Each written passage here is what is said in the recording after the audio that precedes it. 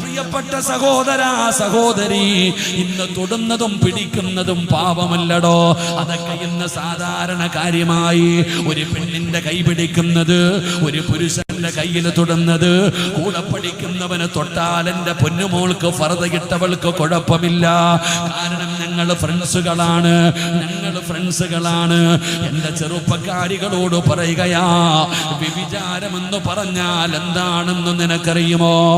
പെങ്ങളെ, അല്ലാഹുവിന്റെ പ്രവാചകൻ എവിടെന്ന് പറയുകയാ, കണ്ണിന് വ്യഭിചാരമുണ്ട്, ചെവിക്ക് വ്യഭിചാരമുണ്ട്, നാവിന് വ്യഭിചാരമുണ്ട്, കൈയ്ക്ക് വ്യഭിചാരമുണ്ട്, കാലിന് വ്യഭിചാരമുണ്ട്, ഹൃദയത്തിന് വ്യഭിചാരമുണ്ട്, ശരീരത്തിലെ ഓരോ അവയവങ്ങൾക്കും വ്യഭിചാരമുണ്ട്.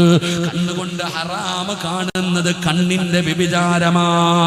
സിനിമ കാണുന്നത്, സീരിയല് കാണുന്നത്, അന്യപുരുഷന്റെ ഔറത്ത് കാണുന്നത്, അന്യ പെണ്ണിന്റെ ഔറത്ത് കാണുന്നത്, അത് കണ്ണിന്റെ വ്യഭിചാരമാണ് വാപ്പാ.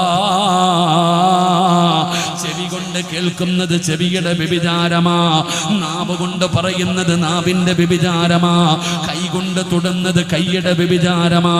കാമുകന്റെ കൂടെ നടക്കുന്നത് കാലിന്റെ വ്യഭിചാരമാ. സെക്സ് ചിന്തിക്കുന്നത് ഹൃദയത്തിന്റെ വ്യഭിചാരമാ. പെങ്ങളെ, ശരീരത്തിന്റെ ഓരോ അവയവങ്ങൾക്കും വ്യഭിചാരമുണ്ട്. തൊടുന്നത് പാപമാ മോളെ, തൊടുന്നത് പാപമാ. ഇത് പറയുമ്പോ നിങ്ങൾ ചോദിക്കും, ഉസ്താദേ എങ്ങനെയാ? എന്റെ ചെറുപ്പക്കാരാ, പാപമാടാ. അല്ലാഹനെ പേടിച്ച് ജീവിക്കടാ പൊന്നുമോനെ. അല്ലാഹുവേ, കാലഘട്ടം എത്ര മോശമാണെങ്കിലും, സാഹചര്യം എത്ര മോശമാണെങ്കിലും, ഉസ്താദേ റോഡിലൂടെ പോകുമ്പോ പലതും കണ്ടുപോകുമല്ലോ. ഇന്ന് അങ്ങനെയാണല്ലോ. എടാ ചെറുപ്പക്കാരാ,